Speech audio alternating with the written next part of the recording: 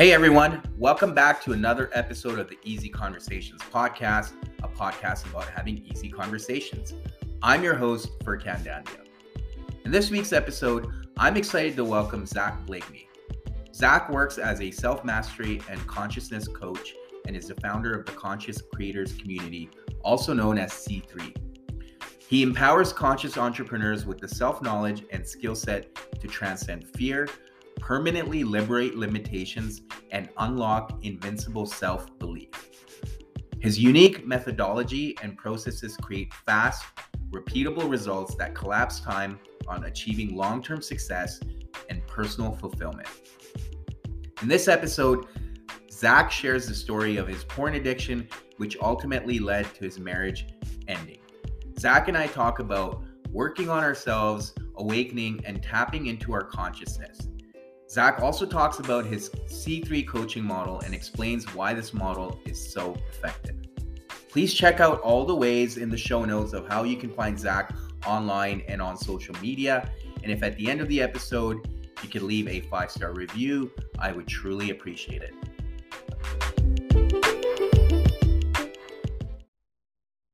All right, Zack, welcome to the Easy Conversations podcast. Thank you for taking the time and wanting to do this with me. I really appreciate it. I'm really excited to hear your story and share that with the listeners today. But before we get started, I wanted to give you an opportunity to introduce yourself and maybe share with the listeners what it is that you do. And I believe you're based in Austin, Texas. Yeah, that's correct, man. So thank you so much for having me on. First of all, it's an honor to be here with you and to be able to be here with your listeners as well. So my name is Zack Blakeney. I am a self-mastery and freedom coach out of Austin, Texas. Beautiful place to live in. Been here for a long time, and it's definitely a hub for consciousness. So a part of what I do, and I say a part, is truly bringing founders and entrepreneurs into their deepest purpose of why they're here. And we could even call it their genius, right? Of the specific reason why they're on this planet. And then guiding them to dissolve the limitations of fear, all the things that come from fear, which we know to be truly the cause of almost every limitation we experience, unraveling those things, really aligning with the truth that's inside of them. And then through that process, it creates, an awakening, a healing, integration. And then they truly find their most powerful self that's been inside of them the entire time. And the entire process brings them to a place for them to realize that they are creating a life without limits and collapsing time on their vision coming into reality. Well, that's great. Thank you for sharing that. And immediately what jumps to mind for me and with a lot of the guests that come on this podcast often is going through that journey yourself and then wanting to share that with other people and help them through it.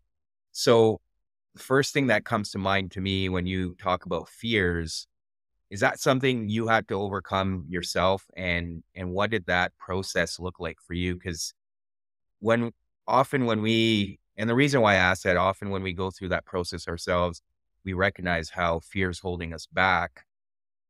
But how are you able to get people that are stuck in that fear mindset to overcome it themselves? So maybe, I guess, 2 questions here. First, your journey, and then what have you learned that you're sharing with others? Yeah. So first of all, I've experienced a lot of suffering and pain in my life, right? So I like to say that suffering is universal. The feeling of suffering is universal. Now, each one of us has different stories that has created this suffering for us.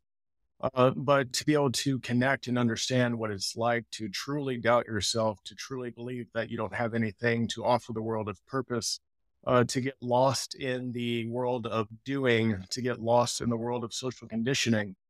Victims have been raising victims for generations. Right. And when we really get in depth in the depth of victimhood and people start to discover all the different ways that they're giving away their power, it becomes a very strong and powerful awakening, something that they know inside of themselves. So the reason why I start there is that I'm no different. My parents came from a place, middle class white America. I didn't have really a bad upbringing, so there's not anything to complain about, so to speak. Everybody experiences trauma in some sort of way from taking on the belief systems from their parents, and maybe it's religion or what they think about a country or what they think about money, all these different things.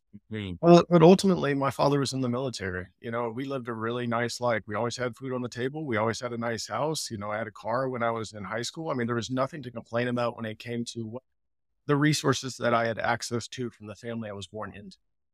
Mm. Now, with that being said, we had some resources that were, like computers, right? And technology, things that were kind of state of the art. So when I was 14, the year was 2000, and we just moved from the dial-up internet to broadband internet, which is very high-speed internet. And with that was a flood of different videos and content and all the different things you could find on there. Well, Yeah. 14-year-old boy, and I'm curious. And what am I curious about? Sex, right? So I Mm. started looking for sex online, which is essentially porn. And I found it because it was easy to find. Right. And then through that process, I started to want to watch it because again, it's just, I don't know any better, right? Mm. Well, that innocent start of looking at something ended up being an addiction that lasted for 16 years of my life. And to say that in such a blanketed way is not doing it service. So going into all the different things that happened for that, my suffering, was that it created, first of all, a massive amount of social anxiety. So I Yeah. was experiencing a lot of anxiety socially and talking to other people and, just being honest and revealing myself to other people. That also created intimacy anxiety. So performance anxiety. Pornography is not a real world. It's a fake world. It's on this computer, right? So I'm watching sex. I'm watching other people having sex. And then there's something that happens in porn addiction. It's called escalation, where what you watch in the beginning, it creates a dopamine response in your brain. And then over time, that dopamine response is diluted. So then you look for something else to watch and something else to watch. Hmm. In the 16 years, I've must have watched porn tens of thousands of times. I must have watched, so many different scenes and imagery that wasn't actually just having sex with a real partner in front of me. Right. And it created a lot of different illusions in my mind, a lot of different connections that I had made. Well, one of the main connections I made was that, hey, I can get an erection while I'm opening up my laptop or looking at this in front of a computer. But I started to experience not being able to get an erection while I was actually with a woman. That has to do with a lot of subconscious remapping and neurochemistry and the neural wiring that you create with the thoughts that you create. And when I was my early 20s, I was taking Viagra and Cialis, right, just to achieve an erection. And then Mm. over time, I was diving further into porn, and then sometimes that wouldn't even work with me because of the fear that I was experiencing. Yeah. So all it took was a couple of times of quote unquote failing with a woman for me to create this connection that to be afraid to fail. And then what I do, I attached myself to it. And what did I do? I created my reality of quote unquote failing, right? For the women that I was with. Yeah. Now, I had a couple of relationships and I got married when I was 27. And the woman that I found at the time, we had a very strong spiritual connection. It was one of those connections that's super deep. And I loved her so much. But I came into that relationship with a lot of trauma and I was hiding the porn addiction, right? So over Mm. time, this hiding, which I know to be a symptom of shame, you don't hide anything unless you're shameful of it, Right. was creating these repetitive patterns of shame, right? Like showing up in another experience of shame. And there's things that addiction does. There's other effects of addiction, like lying, right? Because you have to hide it. So you're lying, you're controlling, you're manipulating. Yep. That sadness led me into drug addiction. So I was a full on drug addict for about 2 years. That was also within the relationship. And then finally she had enough and she left me when I was 30. Mm. So again, that's even kind of broad. I can go deeper on all this stuff, but I'm just Yeah. people to understand that how much addiction truly tears up your life. And I believe that porn addiction is the worst addiction on the world for two reasons. One, it's the most available. You can pick up your phone and you can find it on your phone. And then two, the emotional cycle that it creates is really the addiction. So you come from a place of guilt and shame. And then you start looking at porn, which you probably said to yourself a lot of times that you weren't going to do it again. Yeah. And then you start looking at it and then you experience ecstasy, right? Well, then when you get done, you lean back on you didn't follow your words. And now you feel guilty for doing the thing. And then you feel shameful for doing the thing. And then you bring those emotions back into the present moment. That creates stress and anxiety. And then you want to escape the present moment back into the same cycle. Right. So it's a very, very difficult cycle to break. And the way that I've been able to help many men heal from this is by actually focusing on the emotional cycle and not necessarily the behavior, Mm, uh, and learning how to heal from those things. So that's a recap of where it brought me and the level of suffering. I mean, sitting there and feeling sorry for myself, feeling like I was being victimized by life. Why is this happening to me? Why am I different? Why can't I be a normal guy? And all this self pity, I was just drowning in it. So I right. understand what that's like to feel like literally you have no control. And ultimately, it's just a huge illusion that you've created for yourself. Yeah, and thank you for sharing all that vulnerably. And it's interesting the whole victim mindset because we tend to give up our control, as you mentioned, right? And that we do have more control than we think in those moments if we choose to exercise it. And one of the things that I wanted to add on the whole concept of porn addiction too, on top of everything you mentioned, it's also socially acceptable, right? In a way, like you can talk to your buddies about it. There's really no one that I remember growing up too, experiencing very similar things to yourself, but it was never really anyone pointing it out to me that, hey, man, like, do you think this is healthy? Because everyone was doing it, right? And it was acceptable. So I think that is another issue, and you know, people like yourself that are speaking about it is and kind of talking about the addictive aspect of it is become bringing more awareness, which we didn't have previously, uh, especially when we Yeah. were growing up.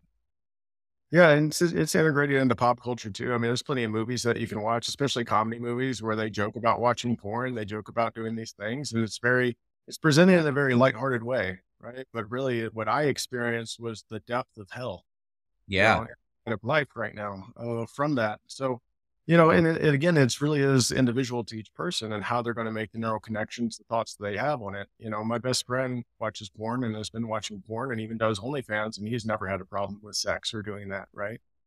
And I know plenty of people that actually watch porn, and again, it just doesn't affect them in the same way. So it really comes to the individual and how the connections that you make, what you think about yourself. It's all you creating this for yourself. But I do know that just based off the experience that I've had and the men that I've helped, and also the studies that are coming out that say literally 1 in 3 people in the entire world struggle to some point of porn use. Now you blow that up, you're talking about almost 2.5, 3 billion people, yeah. right? Struggling with this. So this is a worldwide epidemic, right? And it's really causing a lot of pain and suffering in people's lives. Yeah, yeah, and I think to your point, without getting into too much detail, but yeah, I think there's that dopamine aspect because, you know, to your point, it gets diluted, so you want more and more of it, and that's where it can escalate. So, I guess, you kind of talked us through how that impacted your life for 16 years, which ultimately led to other forms of addiction, as well as the ending of your marriage at that time. So what was that like? Was that the point where you realized that something needed to change or something needed to happen? Or is that kind of where you were talking about the whole victim mindset? What was that phase of your life like to kind of get to where you are today? Yeah. So while we were in the relationship or in the marriage, my ex-wife was telling me how I was showing up. Right? Hey, you're Mm, controlling me here. You're manipulating. You're still lying about stuff. Ultimately, that's why she left the relationship. Well, while I was in the relationship, I denied those things.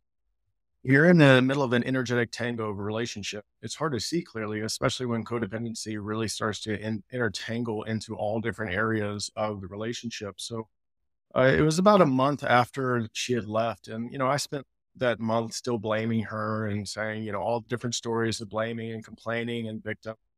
And I sat down for a meditation, and just a voice spoke within me, and he said, "What would happen if you took 100% responsibility for your life right now?" mm, And it was a huge energetic shift for me because it gave me a new lens to look through. I said, okay, what does responsibility really mean? Okay, well, to me, there's a lot of definitions for responsibility if you look it up on Google, but I like the one that's like the fifth or sixth one down. And it says that responsibility is the moral obligation to act in respect of yourself. mm. So when I saw that, I said, okay, so how can I reorient my entire perspective on everything that I'm seeing right now? That one, I'm the cause, I'm the creator, and it's my responsibility. And then that drove me down a pathway of just truly wanting to understand what happened to me during the addiction, right? And we can say what happened for me, but at the time, that's what I saw. So that's what I got obsessed with. So I started learning about neurochemistry, neuroplasticity, epigenetics, subconscious remapping. I really learned as much as I could from science about what happens. And that equipped me with knowledge, obviously, where I can start and help and see other people to freedom in that way as well. Mm-hmm. Also, my natural genius is intuitively picking up on patterns and just understanding human behavior. I'm not a psychology major. I haven't done those things. I just understand it. I just know it, right? So there was a marrying of those two to really want to help other people that were experiencing the same type of suffering that I was.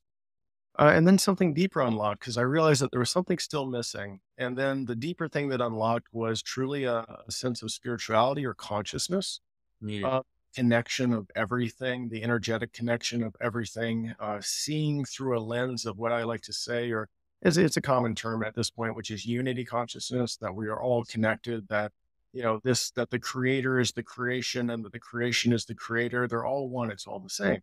Yeah. Once that unlocked for me, then all I can really say is I started to experience more knowledge and wisdom just coming forward from within me.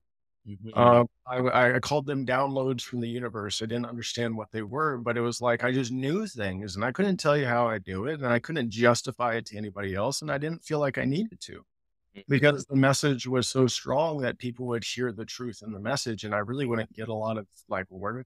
And somebody asked me where you learned from, I couldn't say, if anybody's followed Jay Shetty, I didn't go be a monk for 2 years. You know what I mean? I didn't do anything wild and special. I just truly healed myself. And through that own healing, started to understand how I could truly help others, right, in this purposeful way.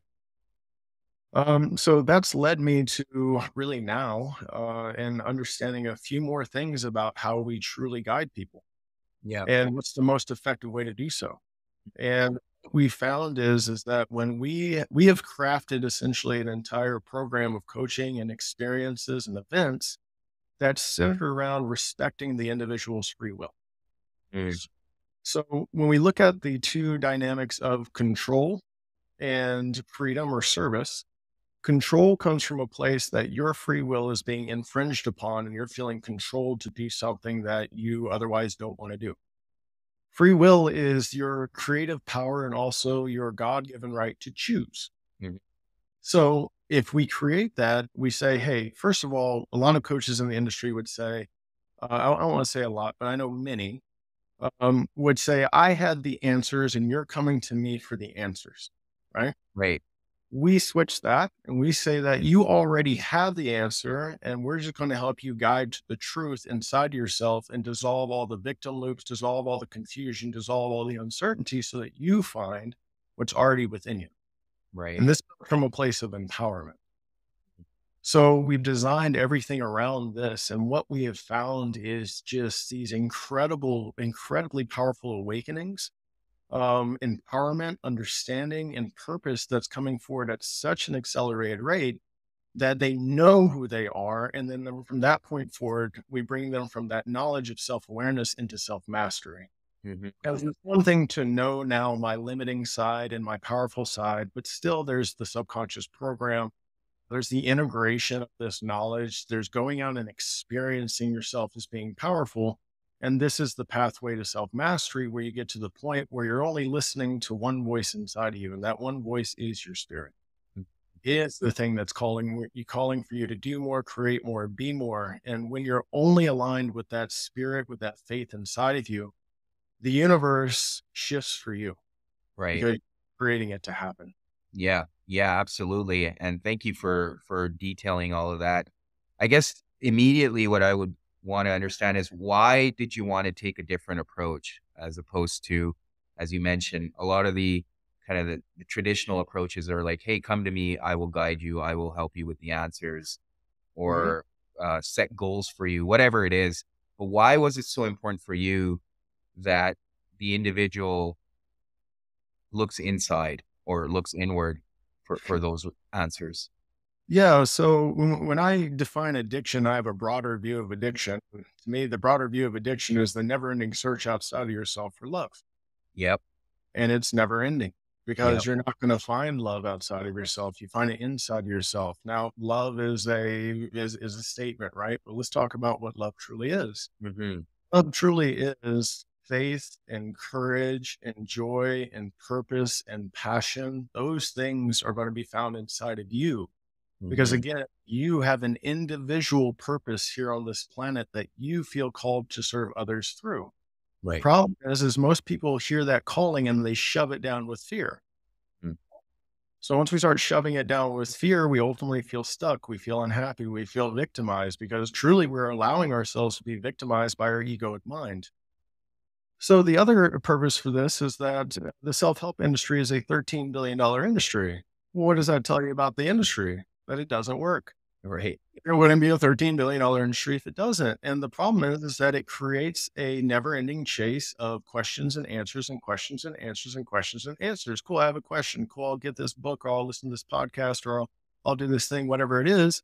And then, oh, I've got an answer. Well, that answer sparks another question and another question. And ultimately, all these things, I'm not saying that there's not value in self-help. I'm not on this podcast, right? Because I don't see that there's value in Right. it. But these are all just tools and Mm-hmm. tools made to be used by you, not to be the end all be all. And that's where we get lost in that. Right. We've created a world of effects and we try and heal effects with effects. And this is what I mean by that. If I was in line, in front of me, and then like I'll use people like if you're listening right now, I'm in front of you, you're in line, and your friend is behind you, right? Well, I push you, and then you run into your friend, and then your friend falls on the floor. Well, I go to your friend, I say, "Hey, brother, why are you on the floor?" And they say, "Well, he pushed me." I say, "Hey, man, well, why did you push your friend?" "Well, you pushed me." "Well, Zach, why did I push you?" "Well, I saw my dad do it when I was younger, so I thought it was okay." "Okay, now we need to go find Zach's dad." "Zach's dad, why'd you push, down your son?" "Well, I saw it's a never ending, everyone passes the buck." And this is what we live in these days. This is effect, effect, effect, and nobody wants to take responsibility to be the cause. Right. Right? So that's the same thing. It's the same pattern. It's this constant searching for answers outside of yourself, which depowers you, which Correct. leads you on this rat race of trying to conform yourself to somebody else's framework, to try and conform yourself to somebody else that's doing something similar in your business. And you start looking at their messaging, you start going, it becomes so confusing and diluted that you don't go anywhere. Right. So Yeah. the reason why that occurs is because the truth is within you. Yep. Yeah. It's already within you. You will continue to fall in that trap until you have the courage to look within, until you have the courage to say, okay, there are parts of me that I've been avoiding, which Mm-hmm. is creating a void inside of me. For There are sure. parts of me that I am resisting, that I don't want to experience, that I don't want to feel. And if for as long as you resist those things and you create these barriers inside of yourself, it is in the areas that you're resisting, it's in the areas that you fear that you find your genius. Mm-hmm. It's not going to be given to you that way. Right. It's stored inside you, but it has to be revealed from you tearing down your own bullshit. Mhm. And it is yours. It's nobody else's. Right. So until they can take that lens of responsibility, that ownership, that understanding, right? That they are the creator, that you are the creator, that you are more powerful than you could ever imagine. And I can tell you that, but you won't believe it until you experience it. Right. Yeah. Yeah. And that's why the idea of free will is so important, as you alluded to earlier. And I think part of the challenge I see, even when it's, to your example, it's easier to pass the buck than take that responsibility, because by taking responsibility, it means now we have to do something about it. Right. And a lot of Yeah. people love to stay in that stagnant status quo mindset because it's easy, right? Taking that responsibility, doing that work is hard. But to your point, that's where all the answers are. That's where the truth is. And the other thing I wanted to add in terms of when you say, forms of addiction or anything where we're shifting that focus externally, even to seek love, is very conditional. And we basically program ourselves to create our lives around conditioned responses. And until we're not able to tap into that well of love inside, we don't realize how unconditional it can be. And Mhm. we can share that with others too, right? So it's so important to tap into that.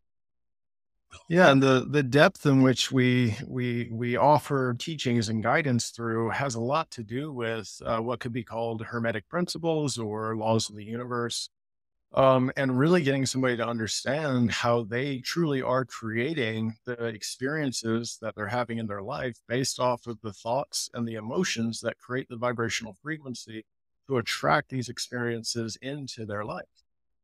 So, everything is energy. It's just energy formed in certain things. The computer that I see in front of me that I'm talking to you on is energy formed into a computer. I'm energy formed into a human being. Yeah. Well, our vibration is related to two things, a thought and then also the emotion that we're holding. And if anybody's familiar with the Hawkins scale of consciousness, they have measured the vibration of different emotions, all the way from the lowest level of vibration of shame to the highest level of vibration to what they call enlightenment, right? Yep. And most people think that they can just think their way into creating, but just not the truth. The emotion is what seals it in.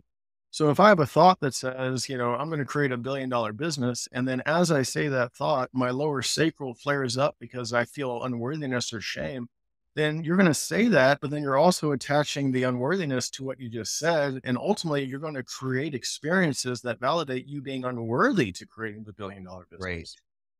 Now, the shame and the guilt and the regret and everything else, this is coming from past trauma. This is coming from your subconscious program that was built primarily from 0 to 7 years old. And then throughout your life, of all the things that you repeatedly thought, felt, and did, created this program for you. Mhm. And again, we don't manifest from our conscious mind, we manifest from our subconscious, right? Yeah. So it's becoming very in tuned into how we feel about ourselves, how we feel about what we're creating. That's the most important thing. It's not the thought, it's the attachment, the emotion to the thought. So that is what we do is it's not just about creating these awakenings. Again, now we have to move through, we have to, so to speak, open a program where you have choices on autopilot. And these choices are the cause that are creating an effect of suffering Mhm. of that you don't like, right? Right. But you're on autopilot and you're not aware of those choices. So we have to open up that program, go into and find out where are the illusions that are you're sitting in right now. What are the Mhm. things that you're saying to yourself? Law of cause and effect, again, one of the laws of the universe, that you're creating your own effect. Mhm. And many people don't want to do that. And you talked about responsibility. Responsibility, when you truly sit in it in the beginning, is very heavy Mhm. because you have to sat in it. So the heaviness is the dissolution of all the things, all the pain, all the shame, all the suffering, all the illusions. And then through that process, then responsibility actually becomes very light to carry Right. because now you have a lens. Now you know the rules of the game. Mm. What I would use is I would say, hey, if I were to throw you on a football field and say you're going to go play quarterback and you've never played football before, don't even know what it is, you're going to suck at it. Yeah. But that's what our school system does. Our school system doesn't set us up with the rules of the game, that sets us up for subjugation rather than creation. Right. So a lot of times when we're bringing people either through our coaching or through our 3-day experience that we have that's a training, a lot of the feedback is I never felt like I'd been taught to live until now. Mhm. Once you understand how to create in flow with the universe, in flow with the universal laws, when you understand consciousness, when you understand emotional intelligence and the emotional regulation that comes from that, then you truly start to powerfully create. And the law of attraction tells us that when you have that thought that you say, I'm going to have $1 billion business, and you have healed from the shame around that, and it comes from absolute faith, the universe starts to again shift to bring that to you. And Mhm. then you have the duality of the law of inspired action, which is you having to take action towards it, and that the universe is bringing opportunities towards that. And then the marrying of those two collapses time on creating the vision that you see for your life. Mhm. Mhm. Yeah, and it's so important, everything you've touched on for the listeners. I've just been nodding, so my head's starting to hurt. One of the things I did wanna build on and tie a couple of things you said, over the last little bit here together.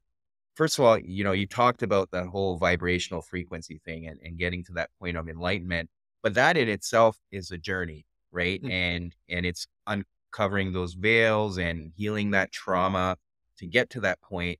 But once you're at that point, you also mentioned earlier, you started getting downloads, right? And I think once you're at that point of enlightenment, you're vibrating at that frequency where you're starting to receive a lot of that wisdom and information that we've heard about through mythology or a lot of the stories of the sages and saints from the past, that's essentially what's happening, right? You're collecting that wisdom that is around you in that frequency that you're operating at.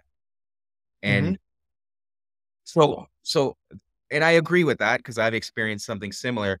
The one thing I want to ask you is, does ever like the idea of imposter syndrome ever kick in for you where you're like wondering like, okay, am I is this really wisdom or am I losing my mind? And like, how do you know, check in with yourself and recalibrate in those moments?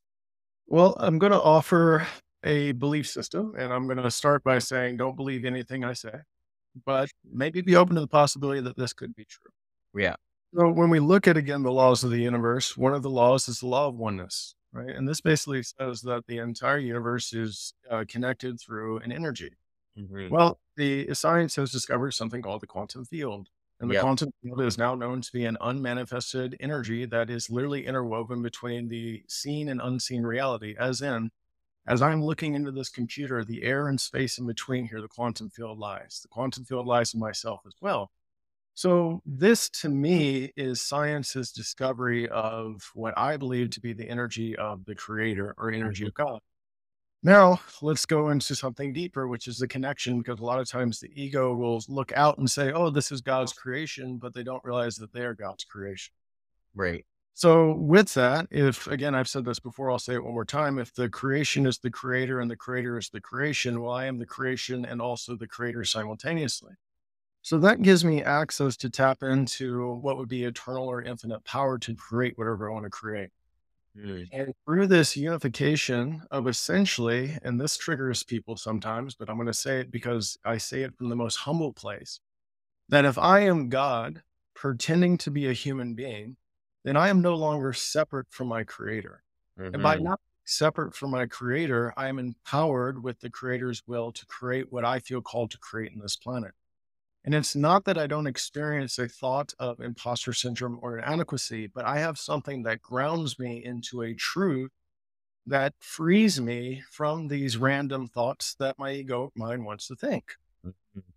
And from this stance, unworthiness is an illusion. It's not real. From this stance, religion has basically taught us that, few are chosen, right, by God, and that there's some sort of favoritism. My belief is that all are chosen, few will choose, right? Right. And the few that choose truly run into and discover this power that's inside of them as well. Right. Like the reason why, again, this is controversial now, which I believe in the future, 100 years in the future, this is going to be truth, is the religious systems, the dogma, the things that if I said I'm God playing human, I'd be called blasphemy and I'm going to hell and all this. So that's all happened to me already. So, I'm just saying things happen. But then I look at them and I say, but how much suffering is your belief system causing you? Hmm. That's really the whole thing. Is that I look, I don't care if you agree with me. I'm not coming from a place of right or wrong. I'm not even telling you that my belief system is right. What I'm telling you is that the thing that I believe empowers me and has brought a connection with my creator, with God within me that is so deep, it's emotional that I never achieved under a religious stance. I was raised Catholic. I was so disconnected from God and Jesus and all these things. And the disconnection was the separation. Yep. The belief that Jesus is separate from me, the belief that God is separate from me, the belief that I'm unworthy of God's love. Well, what does that mean? I'm unworthy. Hmm. So this core central thing essentially comes from a place to wrap it up that says that I'm infinitely powerful, you're infinitely powerful. I'm infinitely valuable, you're infinitely valuable. And what does that make us? That makes us equal in our value and our power to create whatever we create. Right. So to me, it's the healing of inequality that we see in the planet. It's the healing of separation. It's healing of unworthiness. And that's why I believe what I believe. Because Mhm. again, I can experience thoughts, but I know what is true to me. And every time I lean back on truth, I create more power. Yeah. Yeah. And that's so profound, everything you shared there, because I mean, there's so much to unpack there, but we don't have that much time today. No, thank you. Thank you for sharing that. And um Yeah, no, and I mean, I'm kind of speechless because I've had similar experiences to yourself, and recognizing I don't think personally I found peace until I was able to surrender to that idea that, um, I'm here for a purpose and I've been chosen to be here because and then I don't need that validation from anyone else because now I know that I've got that connection to the creator, as you mentioned, right? And to me, that's been the most peaceful realization, just sitting, accepting that and surrendering to it. And it's personally changed my life, um, in many regards. But yeah, so I guess one of the things kind of related to what we've talked about just now. And, I was looking at your page as well, and what I noticed is very similar to myself. We kind of go through this transition, right? Through through this journey itself, because we Mhm. start this journey of self-discovery and self-healing and finding that love for ourselves. We embark on it. We don't know where we're headed. We just know that something needs to change and we need to start perhaps looking internally to find these answers. And then as we continue to go on this journey and grow, we learn new things and we try to forget old beliefs and old patterns and try to pick up new ones. And I think that's evolution in general for ourselves, and everything around us is evolving too. So I think that's where that you find that you're in sync with everything around you. What was your journey like, in terms of that whole transition, since you mentioned, going through that your relationship ending to the point you're at today. Mhm. Uh, yeah, what was that like? Yeah, so I mean, it was very painful still in the beginning. I mean, I'm going through, doing my best to heal from the relationship and detach from, all the different thoughts I had about what it would be like to be married, right? I'm going to be with one woman for the rest of my life. We were going to get through all these bad times together. We were going to do, all this different stuff and truly feeling abandoned, right? But I abandoned myself. So Mhm. that's what I created in my life, right? So it's really starting to understand that. And, the knowledge of how the brain works and, how I became addicted to porn and all that. I mean, it was one of the first healing moments of my life. Because I always felt like when I was in the middle of the addiction that it wasn't me, right? I felt like I was in prison, kind of like and it was, my soul was in prison. My ego had created the walls of the prison, right? And I was like, man, I can't express love the way I want to. I'm not showing up the way that I truly feel is authentic to me. So, but I didn't have the knowledge to understand why that's the case, right? So once I had the knowledge to understand why that's the case, I was like, oh, this is why. This is the answer, so to speak, to that question, right? So that was very healing for me to know that, and I came up with a grounding statement, which was very healing for me, which was I was doing the best I could with the knowledge that I had, right? And that's something very hard to accept when somebody's in regret. It's always the I woulda, I shoulda, I coulda, until you realize that you woulda, shoulda, coulda didn't do anything but what you did because that's the reality of what happened, and we can't actually heal until we deal with the reality of what happened, right? Of course. And the ego is such very, very, very good at trying to avoid reality. Yeah. Um, so then, that brought me into a level of, okay, I'm still hurting. I still do miss my ex-wife, but also I'm starting to look forward, right, into what I wanted to create. And over the 4 years, like with my ex-wife, I was a bodybuilding coach. So I was still doing bodybuilding coaching. And then, again, when the spirituality consciousness started to unlock, I was like, oh, okay, there's other ways to help people, right? There's other ways to guide people. And I did that for my bodybuilders. I saw really good results, but ultimately, bodybuilding is a pretty egoic industry. Yeah. And then I started to feel called to offer these types of teachings and guidance to people that are truly creating. So Mhm. our community is called C3 Conscious Creators Community. And what we say is that, everybody in the world is a creator, but few choose to create. And those are the entrepreneurs, those are the founders. And, I saw a video, I think it was this past week, I was in a mastermind and there was a video of like pretty much like suffering in the world, right? It's like there's a starving kid in Africa. There was, slave trade photos. There was all these different things. And that truly is what inspires me because to me, there is somebody on this planet that has the creation that will solve this problem, right? Mm.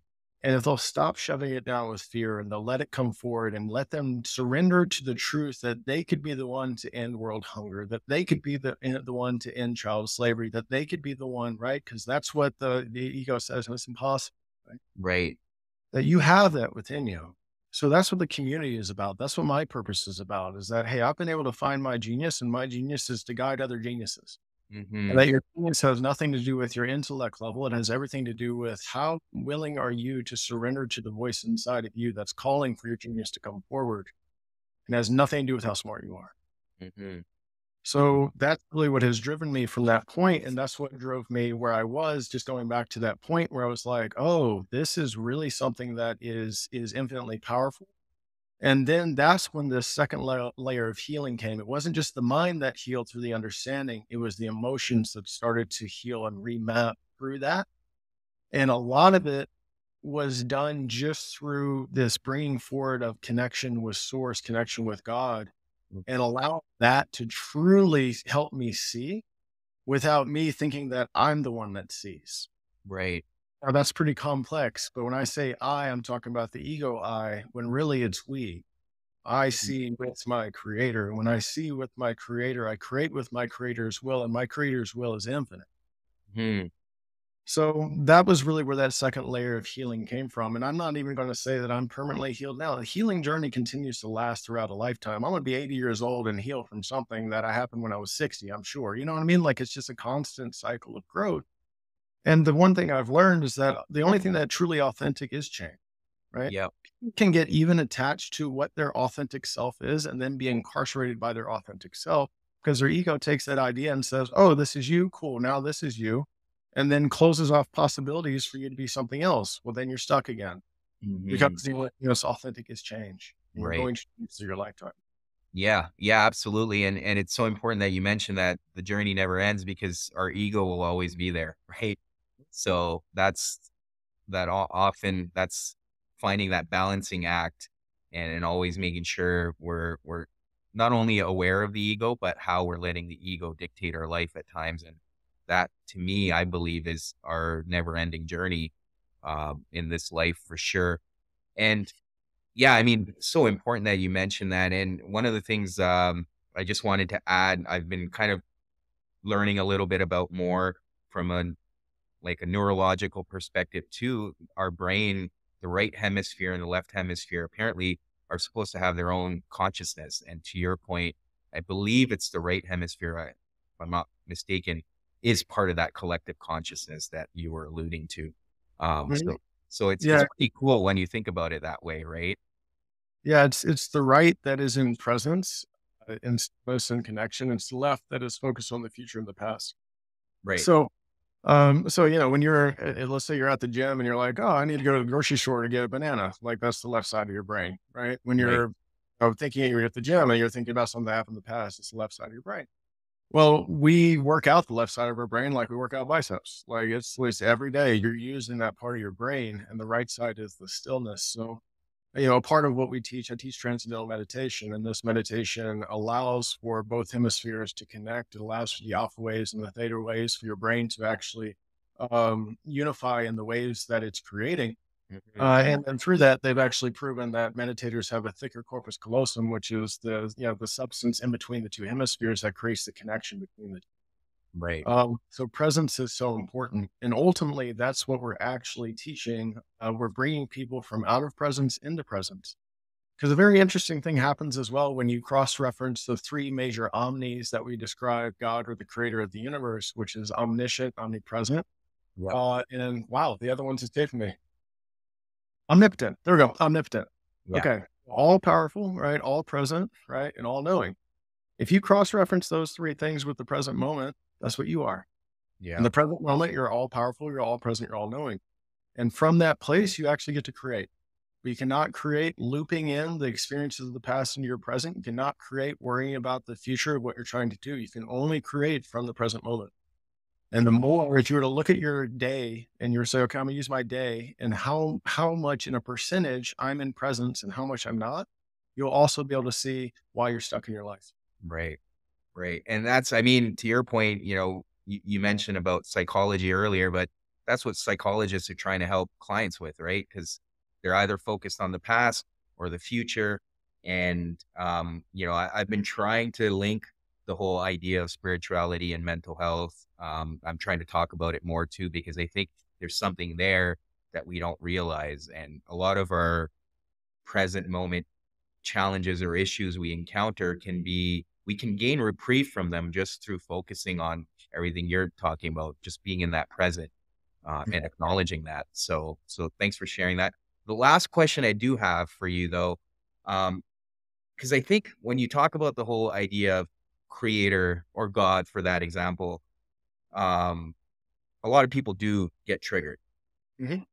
And one of the things I'm curious about is, how are you able to help people you work with to get over that resistance, especially if if they've had some experience with religion from their past life, or just never really have conceptualized it in their life and never really held on to that belief? How are you able to get them past that point of resistance? Yeah, so a few things. One, I like to use the language if I'm going to go down that pathway. So actually, let me say first thing, we've crafted our coaching around not bringing up anything like this. Like this is why we use like consciousness, laws of the universe.